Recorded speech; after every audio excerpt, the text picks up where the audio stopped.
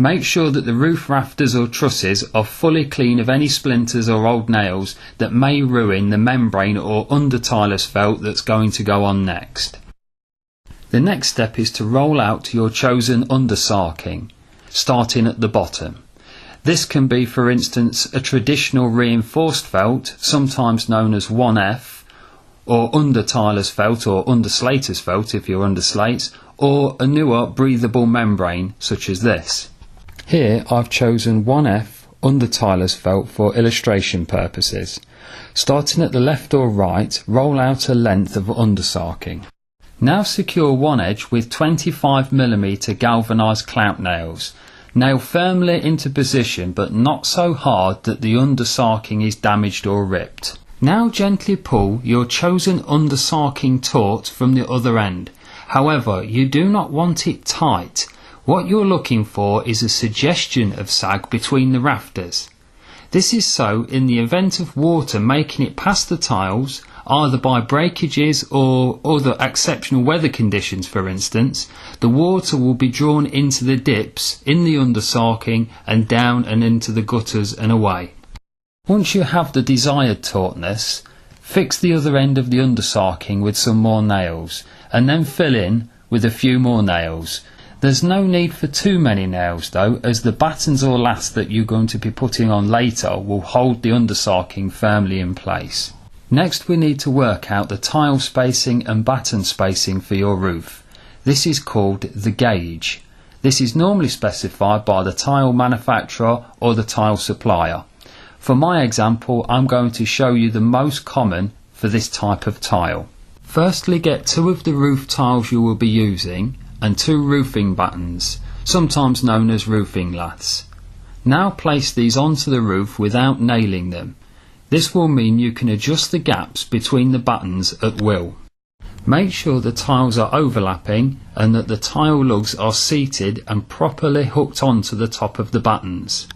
Now set the bottom tile overhang. Normally this works out at about 50mm. There's no critical measurement for this, but it needs enough overhang so rainwater enters the gutters without dribbling down the fascias, whilst allowing easy gutter cleaning and maintenance should that be required later. Here are the roof tiles set into the gutter. Now let's set the overlap for the tile itself. On this smooth grey, it's 75mm. If the tile is sand-faced, facing a windy direction, on a shallow pitched roof or prone to moss build-up, it may be advisable to increase this overlap to 100mm, let's say.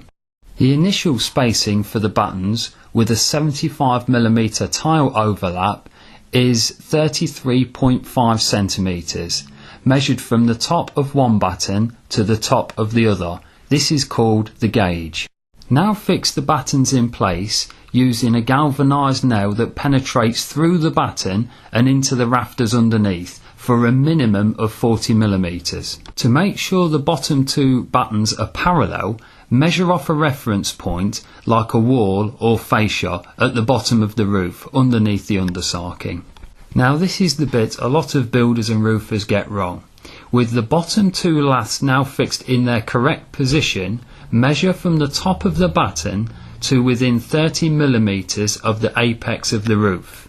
As you can see here, by not putting the tape at the very top, you allow a small gap to fit the tile lugs into, plus a little bit of extra room so roof expansion or contraction doesn't damage the tile lug should that occur.